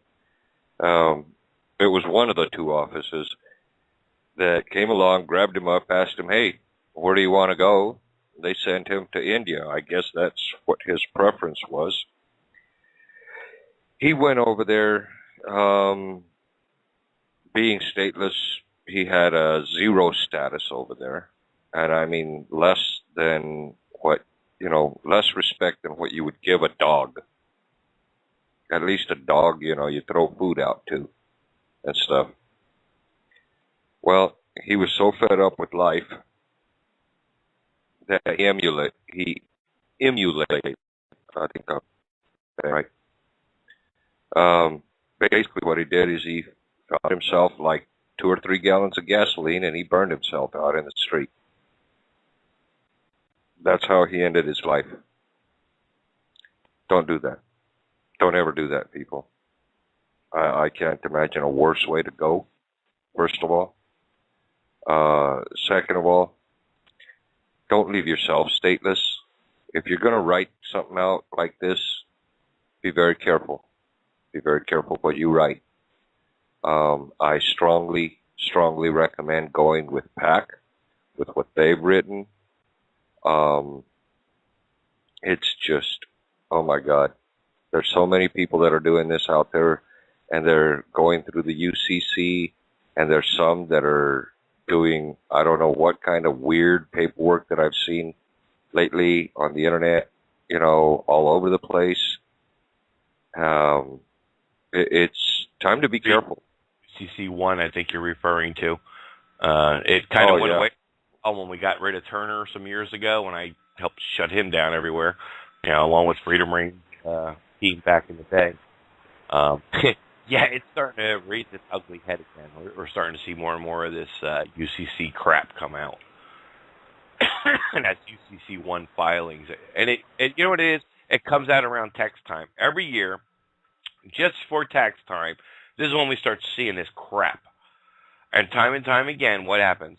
These people file these frivolous papers, thinking they're doing the right thing, following UCC1 and all this other stuff, trying to get out of paying taxes or whatever they may think they're trying to do. And the next thing you know, folks, they're in jail. They got fines up the wazoo. They lose their house. They lose everything they own. And they're carted off to prison somewhere. Don't do it. It's a scam. It's a lie. They're an agent provocateur working for the system to purposely lock you up because it's big money to them. They get your property, they get your vehicles, they get your family, they get you, and they put you in a little cage, pay you 10 cents an hour to go do slave labor, which is what we're all doing anyway. But now you're only getting 10 cents an hour or whatever the going rate in prison is. Don't do it. And we're talking at the federal level. And this is what I'm saying, folks. This is no longer, when you start doing this stuff, you're not dealing at the state level. You're dealing at the federal level. So we're talking federal prison. And you're not going to go to the so-called country club of prisons. No, you won't. To the country club, folks. And when you start dealing with federal court, once you get in, you never get out. As long as they got room, they will keep you. You're never getting out. Now, if they need some more room because they got more criminals coming in, they release some of the lesser felony people or something to that effect. Let them go. Let them get back out in society and put the new group in. Yeah, the ones with no money get kicked out. The ones with money, because you get like your own little bank account in jail. If you got $700-800 in there, they're going to keep you. If all you have is $10 or something like that, and you don't spend much on your canteen or anything like that, they'll be willing to get rid of you. Yeah, because you're not making them any more money. They only get paid. They get paid per head, folks. You got to realize most prisons nowadays are private. All right, they're privately owned. It's not even owned by the state. It's not even private law. We're talking about the institution of the prison itself, the building. It's private. Okay? These guys get paid big bucks. Big bucks. Get paid per head. The state and the federal government pays the private owners of these institutions per head. So they want to keep it filled. We're down to our last 10 minutes here, folks. So I'm going to start blowing through these. Please read through these on your own. We can touch base a little bit more next week. You read over them, do the studies, do the homework, as it were. And if you have any questions or comments, write them down. Okay? Write them down. Let's see, were you able to find anything about what I asked you about last week, the Florida? And I know, no, Chris, I'm sorry, I got tied up for what's going on happen Friday. Please join me on Friday next week. Over the weekend, I will definitely look more into that. I tried to do a quick search for it. I think that was Thursday. You asked me about that in the advanced classes. I have not forgotten about you. I took the notes and wrote it down, and I will get to that. It's just with Friday coming up, it's a very important show, folks, coming Friday. It's a must for all.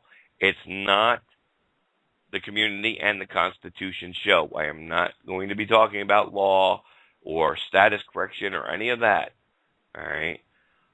This is the first time in all the years that I've been on the radio here that I'm joining my two networks, if you will, that I'm bringing two things together. So please, if you're concerned about the union at all, if you're joined us here, obviously you want to know truth, the evil of the corporation, the government, how they control us, and how the law and why they can control us because of the laws and how we volunteer for it.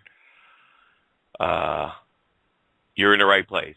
Friday, well, there's another threat on the front that I'm going to bring forward, and that we have to be equally involved in, that we have to be equally made aware of and understand. So please, please, please, I beg you, tell everybody you know. This is, like I said, it's not a Freedom Reigns broadcast. It's not a, this is just me. It's none of the other hosts here. It's none of, it's not tied into our regular show.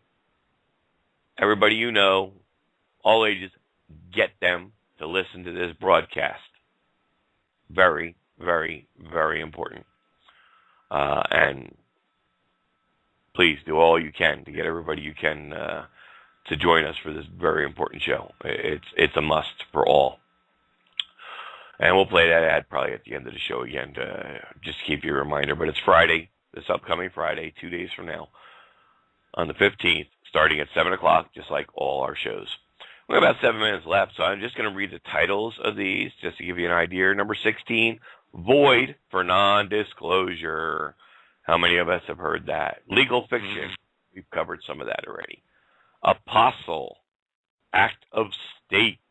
This is that IDP that falls into that, ties in that same whole IDP that I was explaining. And then, of course, the big one, another one, favorite of Turner back in the day, and it's still floating around out there. Diplomatic status. You're going to hear that. That's been popping up again. Yeah? What country you from? Mac, really? Well, who the hell appointed you? Right.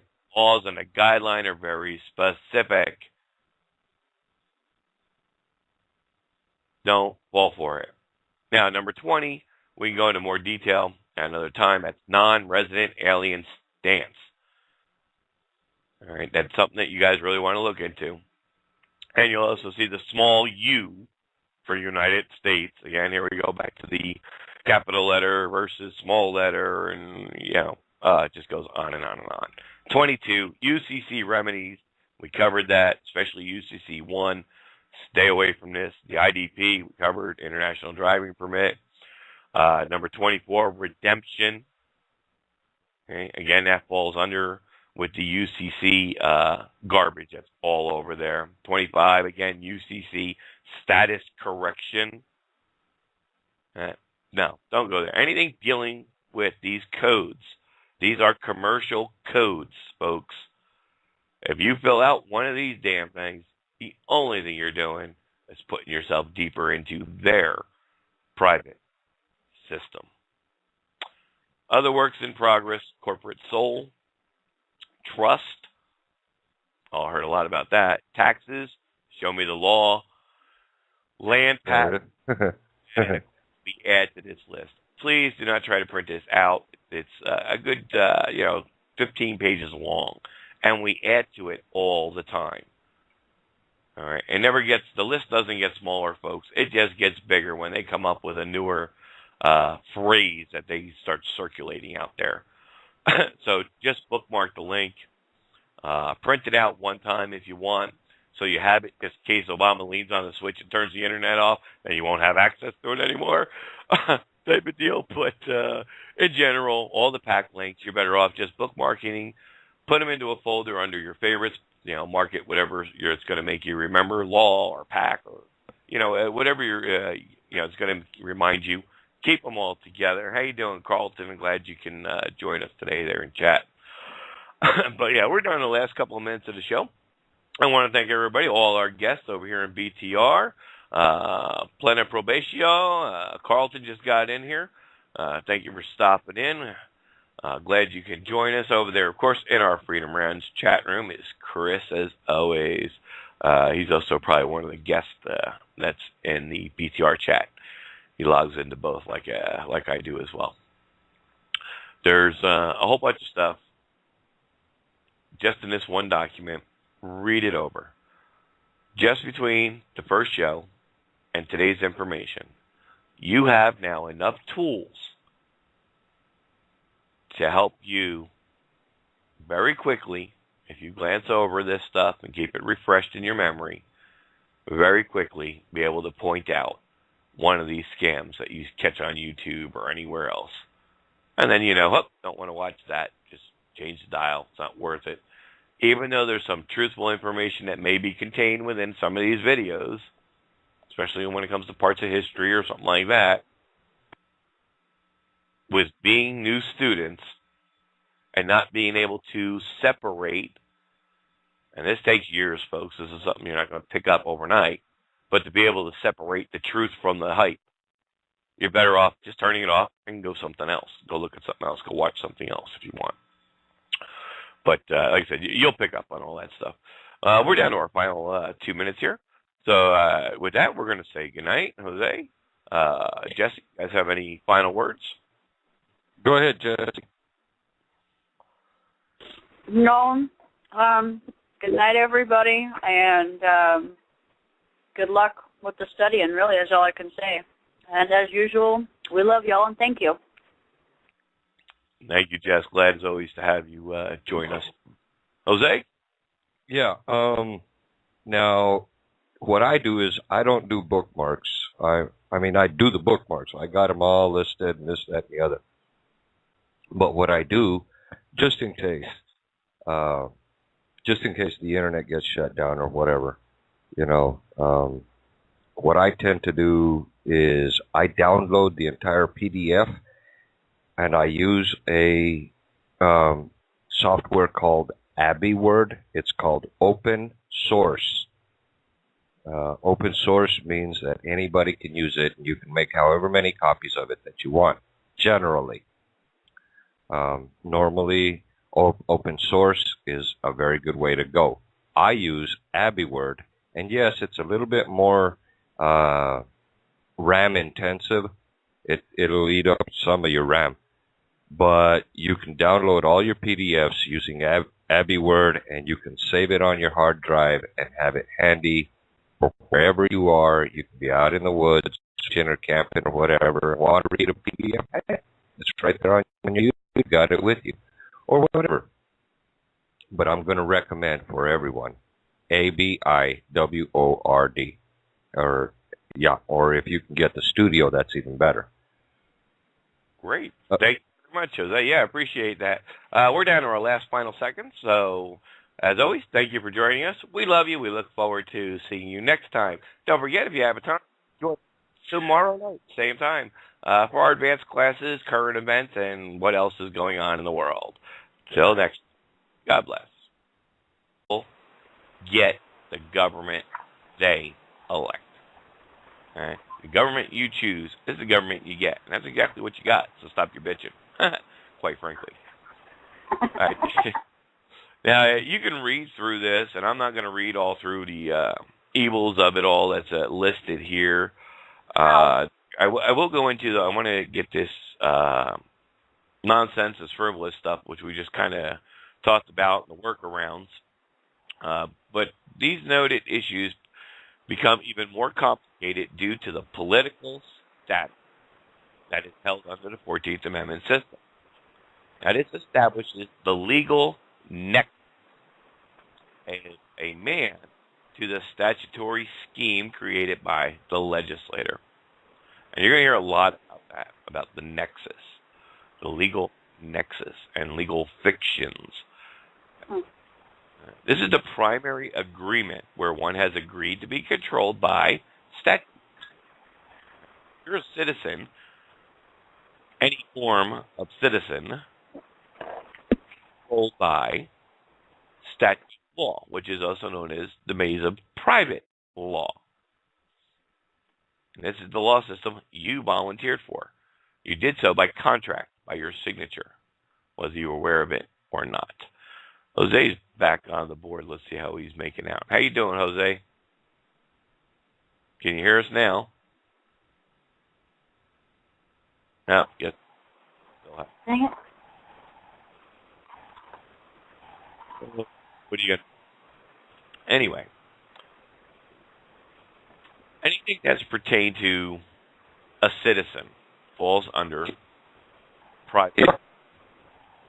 You're starting to pick up a little bit, Jose. Hello? Can you? Hello? Now. Oh, you can't hear us. Crap.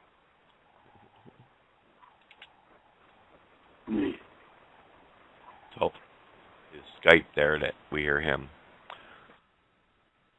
You're going to hear a lot of words such as whimsical ideas. Just for one. It's just, there's so much in here. It's just best you just read it over and take your time. But we are going to break it down. For the most common things you hear and post it up on YouTube to make it easier for you. As we go along, please feel free to tap a question. Either call in, raise your hand, put a question into the chat room, and we can go into a little bit more detail and try to help you understand whatever you may be having difficulty with. But number one, which is One of the most frequent ones we hear often, and that is, I have a constitutional right. Well,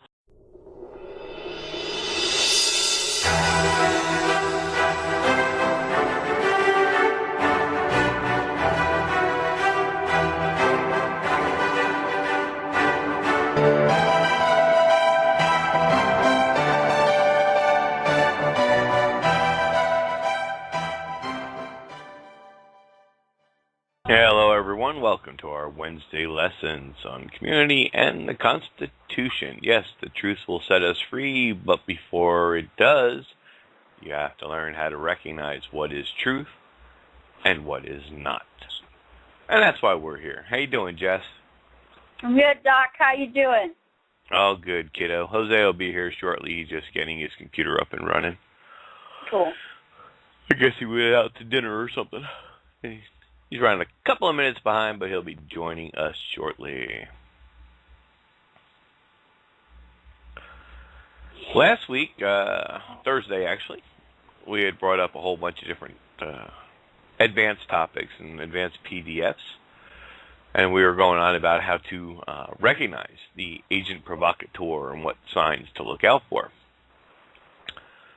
Well, today's class we're going to go over, and I already put the links in both chat rooms, on the Freedom Range chat and on the Blog Talk Radio chat.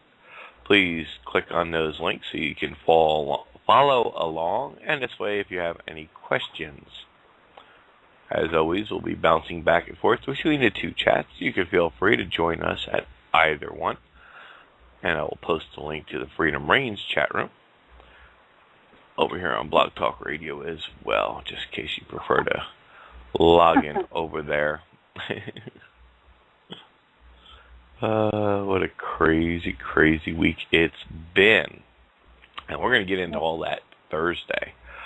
I'm just kind of delaying here because I know we've got a couple of new students and a few guests have logged in. I'm not sure if that's them or not. They usually join us here on our Wednesday broadcast. So I wanted to give them a couple of extra minutes, along with Jose, to get in on the board here to join us. You have any news on your end that you'd like to share, Jess? Anything exciting happening over there?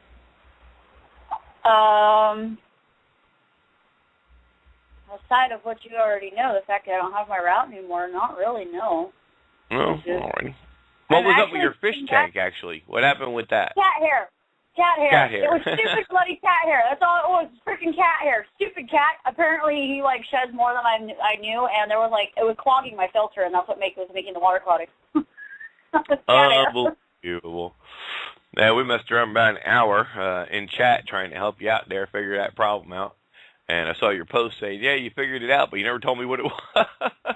I was busy watching a movie with my son. Sorry, I was just trying to take care of things. It's just, honestly, it's nice to be able to... Open 24/7. I'm not in there often, except for during the shows. But you can often find other people hanging out, just talking about any topic that comes to mind, as well as the other shows that are featured here on Freedom Reigns. So please feel free any time of the day. You got some time, go over there, check it out. And usually, more often than not, somebody will be in there to say hello to you and help you pass the time. All right, let's get into this. You have plenty of times now to open up that link. It's titled Patriot Misbeliefs. I mentioned Thursday we'd gone over how to start recognizing some of the agent provocateurs, the 25 rules and the 8 traits. Today we're going to start breaking that information down because we've heard so many of these things in the movement for the last 20 years, and it's only getting worse. And now they're even getting some new ones out there, and I'm not going to go into those right now. But the bottom line is, folks, you have two choices. You can either work from within the system, which is 99% of all these people are trying to do. Okay? They're working from within the system. Or you can get out and no longer be subject to their jurisdiction and be truly free under the common law. The choice is yours and always has been. We are set up as a voluntary system since the 14th Amendment. The 13th, 14th, and 15th Amendments, the Reconstruction Acts. It was all set up as a voluntary system. They just never told you that you were volunteering, that's all. And we just didn't know any better because, hey, it sounds great, don't it? Everybody else is doing it. But when you come to our classes and our lessons, you learn that, well, hey, not everybody else is doing it, and there is a remedy to get you out from the madness, if you will. You know, we see day in and day out the garbage that comes out of the so-called government. And I call it so-called government because it's, well, we'll get more into that in the advanced classes. But our main goal here tonight is just to recognize the truth. Okay? Separate the truth from the hype of what others are claiming. And that in itself is a big task, but it will save you a lot of headache, a lot of time, and a lot of money in the future. Because you'll be quickly able to recognize, okay, yeah, that person's pulling this idea or that idea. Most of them, folks, it's all about a scam.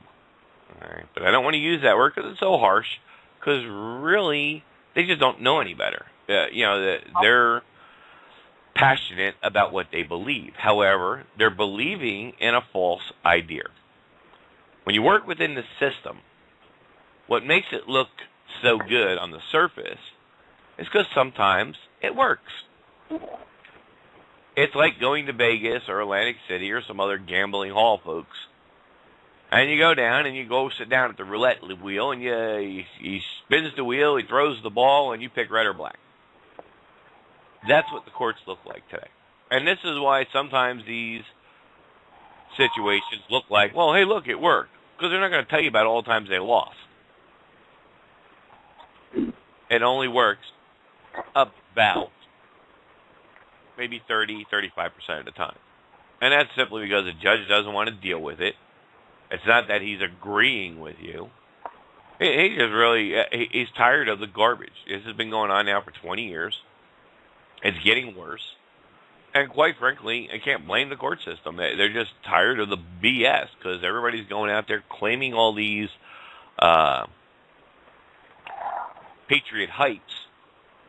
And they're like, look, we don't have any room in the jail to lock up all these people. And these people that are coming in doing this stuff usually don't have any money to begin with, so what are you going to do?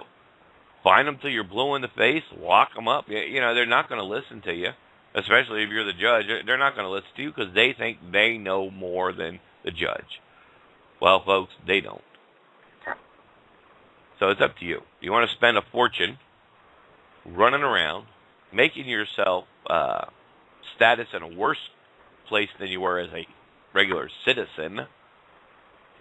And I'll tell you right up front, anything with the word citizen attached to it is evil, pure evil. Stay away from it. Okay? You're working within the system. So let's get into some of this. You're looking for freedom or sovereign-based information. You probably ran into several different terms and phrases being used. We're going to go through this. Simply, Jose's going to try again here. Let me double-check the board and see. I don't see them popping up yet. Give him another minute there. But anyway, simply you might say we are attempting to get across to you ideas versus reality. And that's what it comes down to, folks. It sounds great. It's an idea. But it's not reality. It doesn't work. It's not a 100% guarantee. Status is the only thing that's a guarantee. That's the remedy provided to us in the law by Congress, which makes this whole scam of the court system and the Congress and the Senate and the President and all this stuff look good or look like it's something legit because it's a voluntary system. And, hey, people... Sit down and be mom for a while. I mean, I miss my route, my customers, my horses, the drive, especially the beauty. I have more time now to go look at it and go spend with my horses instead of 5 minutes. I can actually go see my friends and family out there instead of for 10 minutes, It's nice. It's nice to actually sit down, and I actually have a chance to be mom, and it's great, and I love it. Oh, absolutely. That's great. So other than that, yeah, no, nothing actually really too, nothing different really to report. Just it's nice to have some time to myself. Yeah, it's good when sometimes it's bad when you're forced to do it, but you got to look at the positive side of things when such a bad situation arises, and it's always good to spend time with the kids whenever you can, especially when you're a single parent. That's Yes. very important. Jose, your mic is live, brother. Oh, sounds like he's... Jose, you there? Let's still be setting up his headset. Can you hear me? There we go. Yay! Hello? Hello. Hello? Yes, Jose, we can hear you. Hello? Uh-oh. Hello? I don't think you can hear Can us. you guys hear me? Uh-oh. Yeah, we can hear him. He's not hearing us.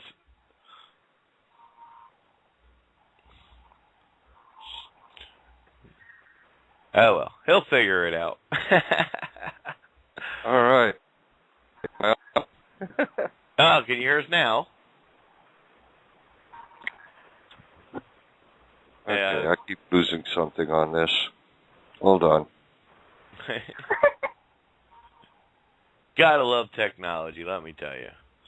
Fun, fun, fun. Oh, Yeah. well. Yeah, we're getting a couple of people now starting to show up here in the chat room. Give them a couple more minutes before we start today's lessons.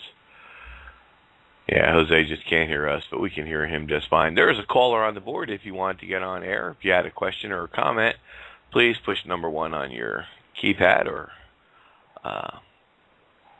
and that'll put the hand up on the board. Then I'll know you want to get on the air. Alrighty. Well, instead of sitting here, we'll let Jose figure out his issues on his end.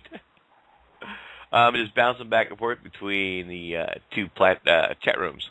The first link I posted in there tonight, and that's going to be the only one we're going to deal with.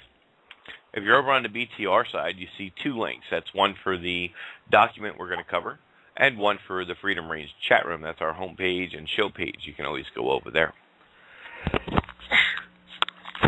Oh, excuse me. And join us anytime. That chat room over there is